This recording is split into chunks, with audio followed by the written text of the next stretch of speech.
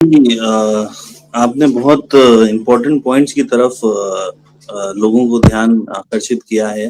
अभी जयदीप सिंह बुंदेला जी ने भी एक खबर दी है कि किस तरह से सना एयरपोर्ट पर जो ट्रम्प के डायरेक्शन पर सो कॉल्ड सऊदी ने जो हमला किया था, उसके बाद उस एयरपोर्ट को जो है वापस रिपेयर कर लिया गया है। 2 दिन के समय में ही उसको रिपेयर कर लिया है, वो इस्तेमाल के लिए पूरी तरह से तैयार है।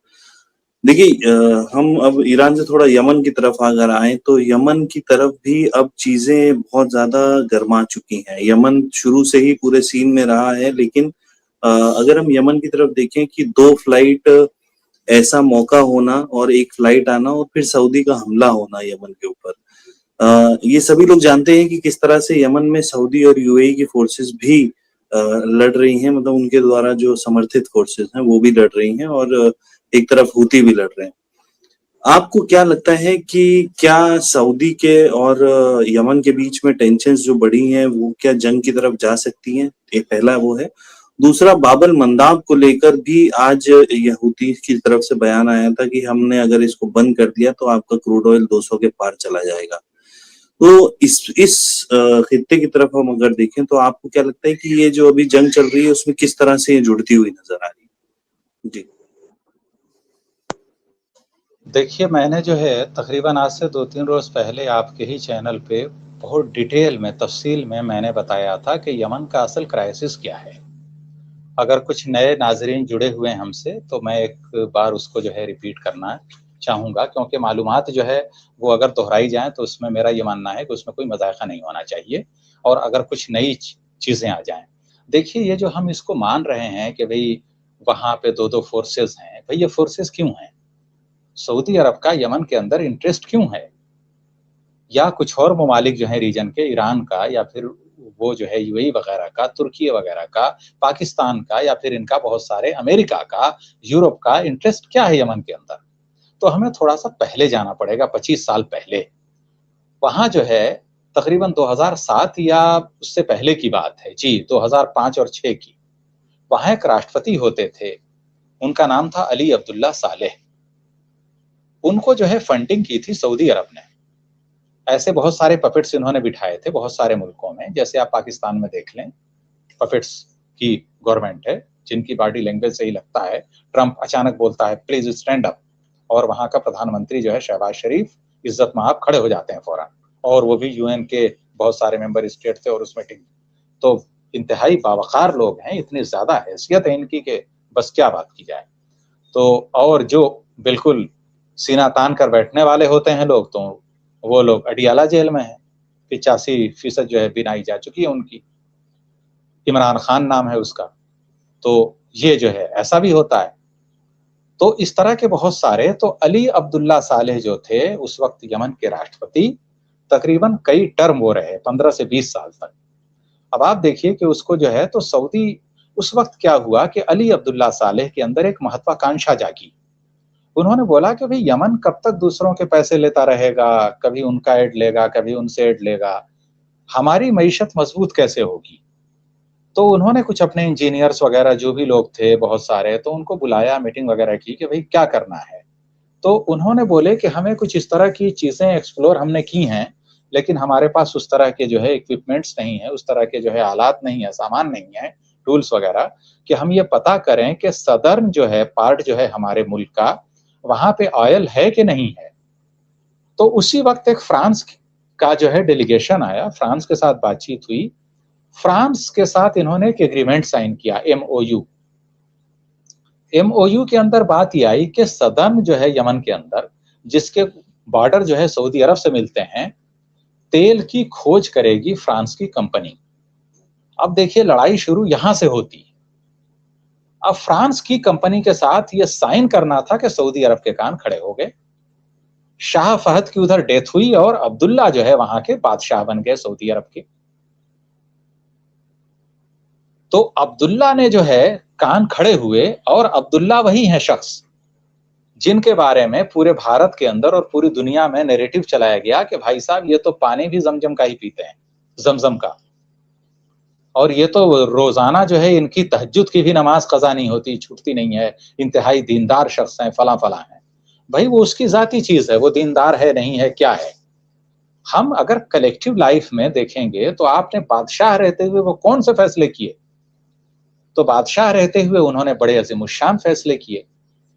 उन्होंने फ्रांस को फोन लगाया, अगर तुमने तेल खोजने की कोशिश की, क्योंकि डर क्या था सऊदी अरब को कि अगर तेल निकल आया यमन के अंदर तो यमन हमसे भीख मांगना छोड़ देगा, तो हमारी बात नहीं मानेगा, फिर अली अब्दुल्ला सालेह और वहां की मईशत बहुत स्ट्रांग हो जाएगी, उनको हमारी जरूरत नहीं पड़ेगी ट्रेड के लिए, क्योंकि आपने बोला बाबुल मंदब, तो बाबुल मंदब हो रहा, अदन वही है, रेड सी से मिल रहा है, तो उनको ट्रेड करने के लिए, अपने तेल को पूरी दुनिया में बेचने के लिए किसी तीसरे मुल्क पर निर्भर रहने की जरूरत नहीं है, डायरेक्टली बेचेगा यमन। तो फिर सऊदी अरब से तेल कौन खरीदेगा? मुत्तहदा अरब इमारात से तेल कौन खरीदेगा? यूएई से तेल कौन खरीदेगा? क्योंकि उनको काफी अंदर जाओगे तब सऊदी अरब के पास एक ही पोर्ट है जद्दा, वहीं से आएगा, ये सब होगा। तो आपको जब बिल्कुल जहां से आपको घुसना है समंदर के रास्ते शुरू में ही मिल रहा है तेल, तो भाई आप किसी मार्केट के अंदर जाइए और आपको पहली ही दुकान पर आपकी सारी चीजें मिल जाएं, तो क्या आप अंदर जाएंगे? टाइम वेस्ट करेंगे? सामान देखेंगे? आप तो सोचेंगे कि अच्छा फिर वो रूट क्या है बाबुल मंदब, अफ्रीका को जोड़ता है यूरोप वगैरह के उससे। तो आप बताइए कि जो 20% ट्रेड रूट है वो है आबनाए हुर्मुज, ईरान और ओमान वाला, और एक रूट है बाबुल मंदब रेड सी वाला, वहां पे कौन है? हुसी है इस वक्त। तो ये बात सऊदी अरब को बुरी लगी। सऊदी अरब ने पहले समझाया, जब अली अब्दुल्ला सालेह नहीं माने तो आपको मालूम होगा पाकिस्तान में बड़ी अजीम उश्शान शख्सियत पैदा हुई, मलाला यूसुफजई, इंतहाई काबिल तरीन, दुनिया में पैदा ही नहीं हुआ कोई आज तक और न होगा, और जो है खवातीन की बहुत ही हुकूक की चैंपियन। पाकिस्तान में इतने लोग जो है मारे गए, किडनैप होते हैं, कबायलियों पे जुल्म है, इस अजीमुश्शान शख्सियत ने एक लफ्ज नहीं कहा है। तो ऐसे ऐसे बड़े बड़े लोग हैं दुनिया के अंदर और कयामत तक ऐसे लोग पैदा नहीं होंगे, इंतहाई बावखार अजीमुश्शान शख्सियात हैं ये। तो ऐसी बहुत सारी शख्सियत यमन के अंदर पैदा की गई। एक बड़ा नाम था, नुमाया नाम, तवक्कुल कामरान, वहां भी एक लेडी को जो है इन्होंने खड़ा किया। तो मैं आउटराइटली ये नहीं मानता कि भाई वो एजेंट थी यूरोप या फिर वेस्ट की, लेकिन जिस तरह से जल्दबाजी में अचानक एक चेहरा उभरता है और लाखों की भीड़ आती है उसके साथ, और वो फिर जो है अली अब्दुल्ला सालेह का तख्त उलट दिया जाता है, यहां तक कि उनको गोली मार दी जाती है, मौत होती है, फिर एक ट्रांजिशनल गवर्नमेंट बनती है, फिर वो ट्रांजिशनल गवर्नमेंट का जो अब्दहू था वो भाग के सऊदी अरब गया, बाद में मालूम हुआ कि सऊदी अरब ने उसका जो है किडनैप कर लिया, जैसे लेबनान के रफीक हरीरी के बेटे साद हरीरी का भी हुआ था। तो अब बताइए कि उस तरह से, तो जब वहां गवर्नमेंट आई, तो जब वो ट्रांजिशनल गवर्नमेंट बनी तो उसके अंदर जो है साउथ के अंदर जो शिया तबका था उसको प्रॉपर नुमाइंदगी नहीं दी गई। उसमें क्या है कि फिर सुन्नियों के अंदर भी सिर्फ नुमाइंदगी किसको दी गई? जिसको हम भारत में बोलते हैं मसलक अहले हदीस, यानी सल्फी लोग। तो भाई और भी तो लोग हैं, फिर हनफी कहां जाएंगे? शिया तबके का अलवी तबका कहां जाएगा? कुछ और लोग कहां जाएंगे? तो भाई इंक्लूसिवनेस होनी एक गवर्नमेंट के अंदर होनी चाहिए, तो वो नहीं आई। उसके बाद क्या हुआ कि फिर सऊदी अरब को लगा कि भाई ये ट्रांजिशनल गवर्नमेंट तो बहुत ही वैसी है, कमजोर गवर्नमेंट है, तो अपनी मिलिट्री बनाई, और यूएई, मिस्र, सऊदी अरब, आपको मालूम होगा कि उसी दौरान यहाँ पे गवर्नमेंट जो है पाकिस्तान में प्रधानमंत्री थे नवाज शरीफ। नवाज शरीफ पे प्रेशर जो है बिल्डअप किया। प्रेशर क्या हुआ बिल्डअप? कि भाई आप अपनी मिलिट्री भेजिए यमन के अंदर, क्योंकि यमन की गवर्नमेंट हमारी बात नहीं मान रही है। लेकिन बहाना बनाया गया क्या? कि वहां ह्यूमैनिटेरियन क्राइसिस पैदा हो गया है।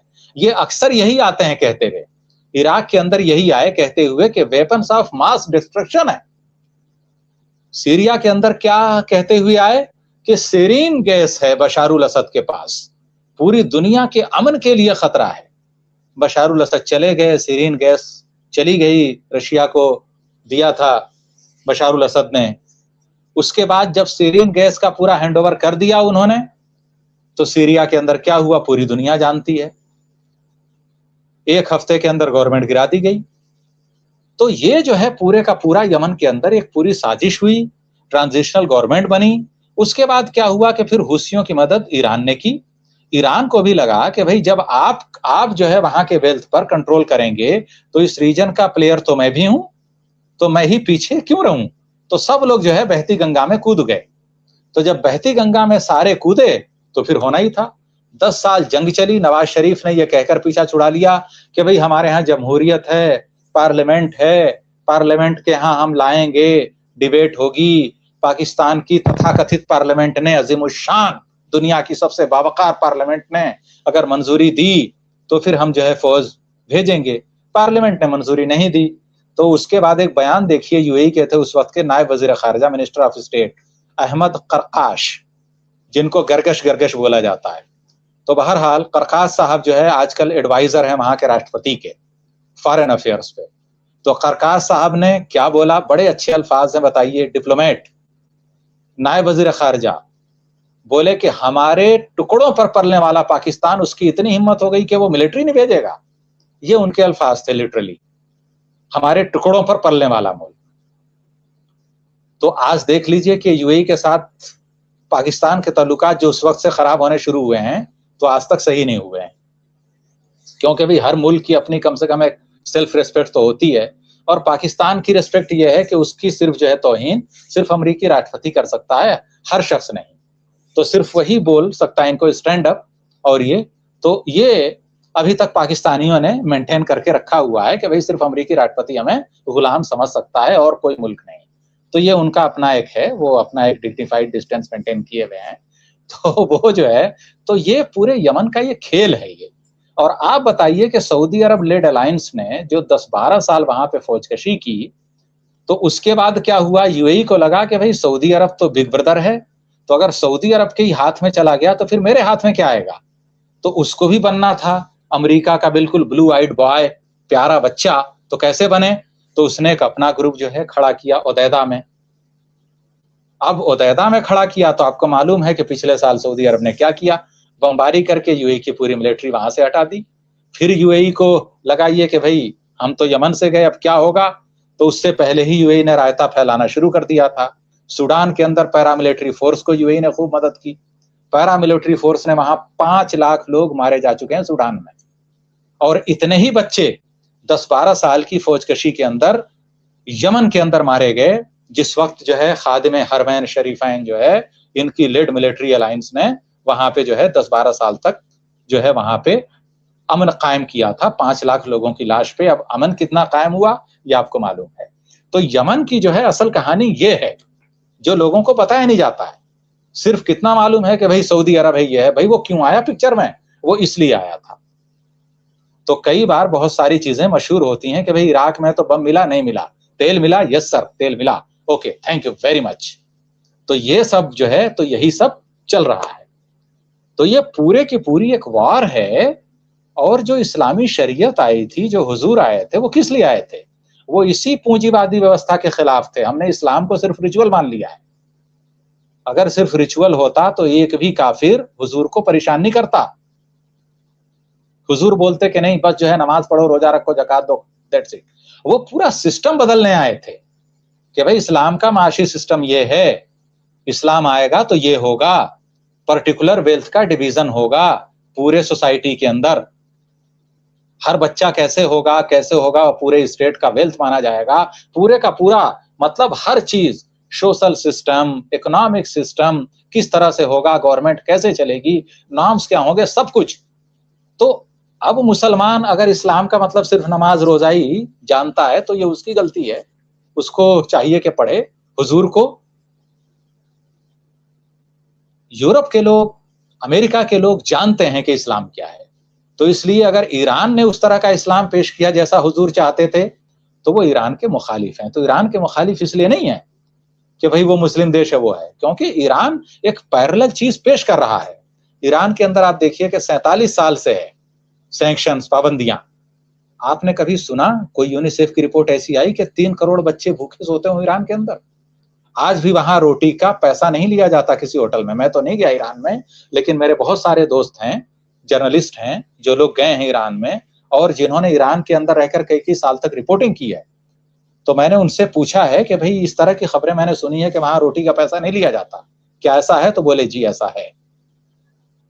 ईरान में आज भी रोटी का पैसा नहीं लिया जाता होटल्स में। बताइए आप, कभी ऐसा नहीं हुआ कि कोई शख्स भूख से मर गया ईरान के अंदर?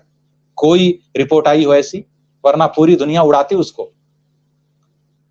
तो भारत जैसे देश जिस पर कभी सैंक्शंस नहीं लगे, इतना बड़ा विशाल है, विश्व गुरु है। यूनिसेफ की रिपोर्ट है कि 3 करोड़ बच्चे भूखे सोते हैं। हमारे प्रधानमंत्री का है वक्तव्य भारत सरकार का कि 80 करोड़ लोग हमारे जो है वो जो प्रधानमंत्री जनधन वो जो योजना है राशन बांटने की, तो 80 करोड़ लोग भारत के 140 करोड़ में से अगर वो अनाज न दिया जाए तो उनको खाना नहीं मिलेगा एक वक्त का। तो ये मेरा नहीं आंकड़ा, ये भारत सरकार का आंकड़ा है। तो आप बताइए कि ये देश जिस पर कोई इस तरह की सैंक्शन नहीं है, पाबंदी नहीं है, उसकी हालत ये है। और जिसने 47 साल तक जंग झेली, उसकी हालत ये है कि वो अपने पैरों पर खड़ा है। मैं भी भारतीय हूं, लेकिन इसका मतलब ये सब नहीं है कि आप गवर्नमेंट को क्रिटिसाइज करेंगे तो आप देशद्रोही हैं। मुझे भारत चाहिए, मैं भारत का हूं हिमायती, किसी सत्ता का नहीं। सरकार आती है, पार्टी आती है, जाती है, देश वहीं रहेगा। तो आप देशभक्त बनिए, पार्टी भक्त नहीं। सीधी सी बात बोलता हूं मैं। तो ये सब जो है बातें हैं, और बाकायदे बॉम्बे हाई कोर्ट का फैसला आया ही है कि पार्टी को क्रिटिसाइज करना देशद्रोह नहीं है, प्रधानमंत्री को भी क्रिटिसाइज करना देशद्रोह नहीं है। प्रधानमंत्री राष्ट्रपति आते हैं जाते हैं, असल चीज देश है। तो देश के लिए अच्छा क्या है, बुरा क्या है, ये हर देशवासी को सोचना चाहिए। तो देशद्रोह नहीं है ये। तो कुल मिलाकर ये है कि ईरान ने कैसा सिस्टम पेश किया दुनिया के सामने। आप बताइए, अगर भारत की पाकिस्तान से हो लड़ाई तो सारे मुसलमानों से भारत के जितने सर्टिफिकेट मांगा जाता है कि मुसलमानों का एक ही स्थान पाकिस्तान या कब्रिस्तान, सीधे सीधे नारे लगते हैं। ईरान की लड़ाई हुई, इस्राइल ने हमले किए, ईरान के सुप्रीम लीडर मारे गए, हजारों लोग मारे गए ईरान में, बच्चियां मारी गई मीनाब स्कूल में। एक वाकया बताइए, इस्राइल के पास सबसे ज्यादा यहूदी रहते हैं ईरान में, एक यहूदी को खराश भी आई हो, किसी ईरान के मुसलमान ने किसी यहूदी को टारगेट किया हो इसलिए कि भाई हम जो है इस्राइल से लड़ रहे हैं, या कोई ईरान का नागरिक ईसाई मारा गया हो? बताइए आप, एक इंसिडेंट बताइए आप हुआ। तो आप बताइए कि ये है, इससे यूरोप डरता है कि हम इस्लाम के खिलाफ, और जो हम मुसलमानों को बताते हैं कि बड़े कट्टरपंथी हैं ये हैं, जब इस्लामी जमहूरी निजाम आएगा तो वो ऐसा होगा। और जब इस्लामी जमहूरी निजाम सिर्फ नाम का होगा और गवर्निंग सिस्टम पूरी अमेरिका की होगी, जैसे पाकिस्तान, मलेशिया वगैरह, तो वहां हालत क्या होगी देख लीजिए आप। अफ्रीका से भी बदतर। आप पाकिस्तानी ड्रामे देख लें, वहां जमींदारों की जेल होती है पाकिस्तान में, किसी की मजाल नहीं है कि जमींदार के खिलाफ बोलते। और अगर किसी जमींदार की एक ही बेटी है तो वहां एक रस्म चली है पाकिस्तान में, मैं तो बोलता हूं उस देश का नाम ना पाकिस्तान होना चाहिए, नापाक मुल्क है वो। कुरान से शादी, बताइए, सिर्फ इसलिए कि भाई बेटी के उसमें जायदाद बट न जाए, दामाद के उसमें, तो वो शादी कुरान से हो गई बेटी की। किस लिए हो गई शादी? कि वो जिंदगी भर कुरान ही पढ़ेगी। भाई ये कहां से लाए हो? ये शरीयत कौन सी है आपकी, बताइए आप। तो ऐसी ऐसी बहुत सारी। तो जब मगरिब वाला होता है सिर्फ नाम का इस्लाम, नाम नेहाद, तो वो पाकिस्तान होता है। जब ओरिजिनल इस्लाम होता है, काफी हद तक पैरवी करता है शरीयत की, तो वो ईरान होता है। तो ये जो है पूरी दुनिया के सामने एक मिसाल ईरान पेश कर रहा है। तो इससे जो है पूरा यूरोप, पूरी व्यवस्था, पूरे साम्राज्य और ये जितने पूंजीवादी व्यवस्था है पूरे दुनिया के अंदर, ये सारे के सारे उससे डर रहे हैं, लरज रहे हैं कि कहीं ये पूरे दुनिया के लिए मॉडल न बन जाए, मिसाल न बन जाए। तो ईरान से जंग ये है, ईरान से जंग आबनाए हुर्मुज वगैरह नहीं है सब। असल जंग ये है कि वो जो सिस्टम लाया है, वो सिस्टम क्या है। जी हुज्जत भाई।